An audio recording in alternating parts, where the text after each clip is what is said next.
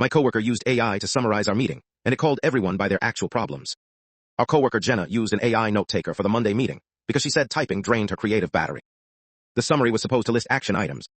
Instead, it assigned everyone a brutally accurate emotional title. My manager was labeled woman who says circle back to avoid decisions. Derek from sales was labeled man waiting for praise after one email. I was labeled quiet employee with devastating facial expressions. Fair, but still rude. The AI then summarized the meeting as 48 minutes of people slowly agreeing to postpone accountability.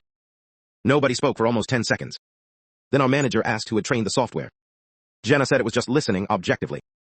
The AI generated a follow-up note that said Jenna is lying to reduce legal exposure. HR asked everyone to delete the transcript. The AI emailed it company-wide. Follow for part 2.